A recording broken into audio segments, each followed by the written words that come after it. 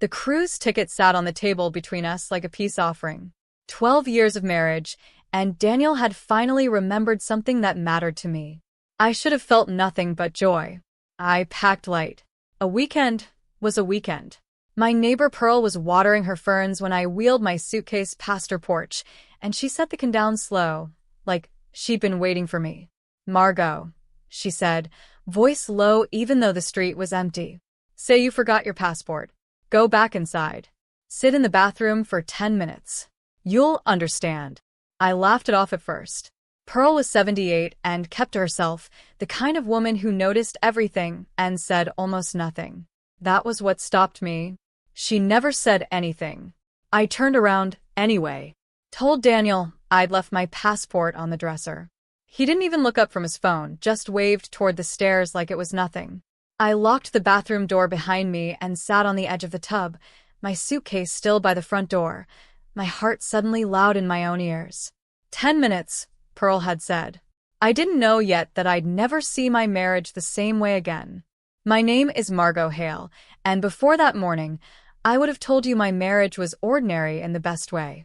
Daniel and I met at a friend's barbecue when I was 26, married at 28, and built a quiet life in a quiet suburb of Charlotte. He sold insurance. I taught 3rd grade. We didn't have children, not by tragedy, just by a slow drift of years and timing that never lined up. Lately, though, something had shifted. Small things. He'd started taking calls in the garage with the door shut. He renewed his gym membership at a place 40 minutes away when there was one 2 miles from our house. He'd stopped reaching for my hand in the car. I'd told myself it was stress. Work. Age. The things marriages absorb quietly without anyone naming them out loud. Sitting on the bathroom tile, I heard the front door open downstairs. Daniel's voice, low and easy, the way he never sounded with me anymore. Then a second voice. A woman's laugh, soft and familiar, drifting up through the vents like it belonged in my house. I pressed my hand over my mouth and didn't move. Whoever she was, she knew exactly where the spare key was hidden. I sat frozen on the cold edge of the tub, listening through the vent like it was the only honest thing left in my house.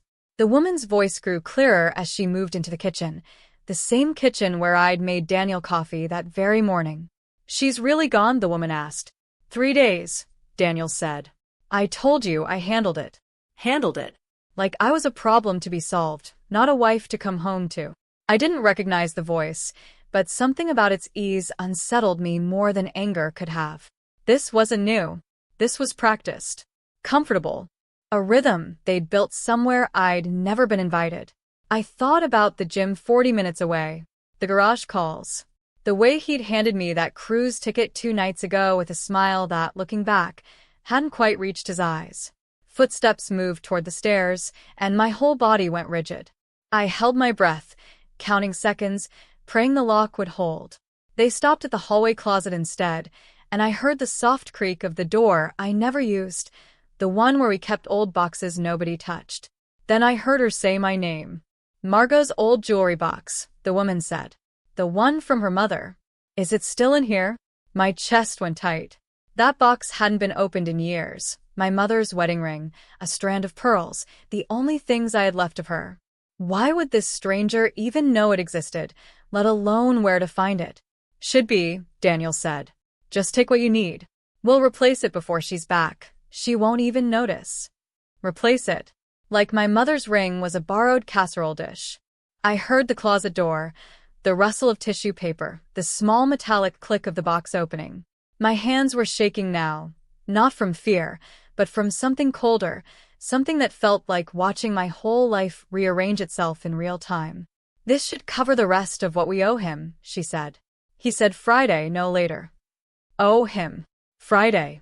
The words didn't fit anything I understood about my husband's life, and that was the moment I realized I didn't actually know his life at all. Not the real one, not anymore. I pressed my palm against the wall to steady myself, and that's when my phone buzzed once, silently, with a text from a number I didn't recognize. I looked down at my phone, screen glowing in the dim bathroom light. For words, nothing more. He's done this before. No name. No explanation. Just those 4 words, sitting there like a hand reaching out of the dark.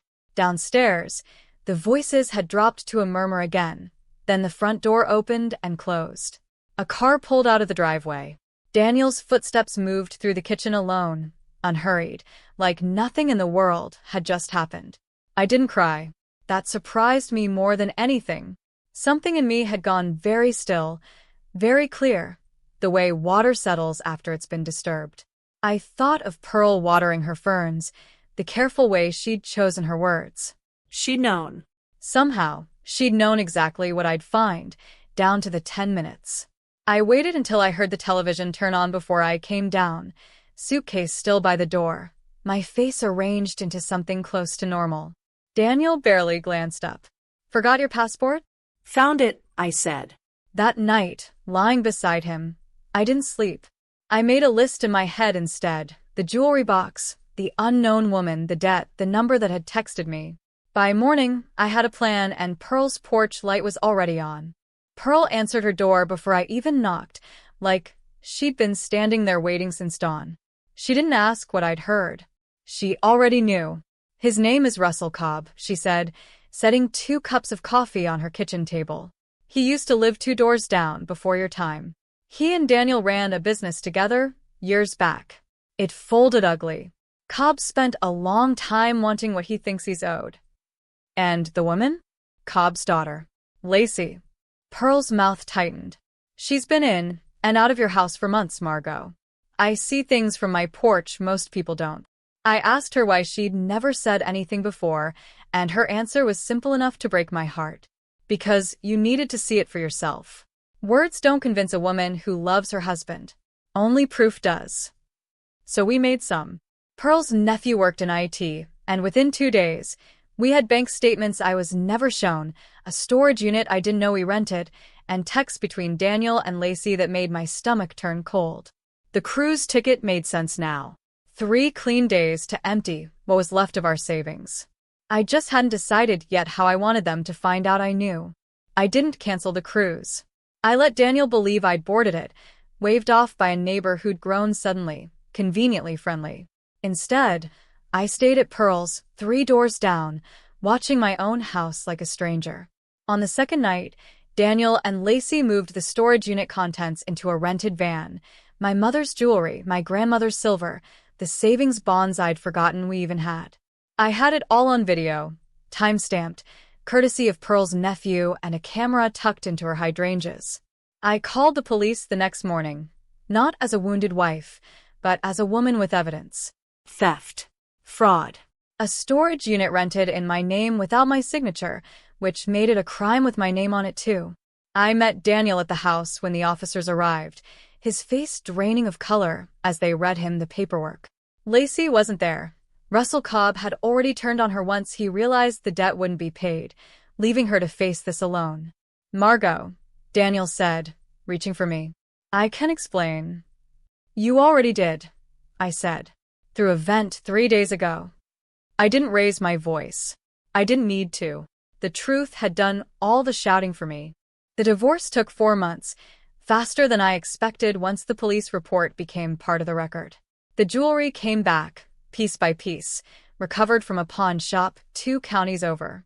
My mother's ring fit my finger like it always had, like it had just been waiting for me to come back to myself. Russell Cobb went to prison for fraud tied to 2 other families besides mine. Daniel pled to lesser charges, enough to lose his license, his savings, and the house he thought he'd empty out from under me. I kept it instead. Pearl says that's justice, with good manners.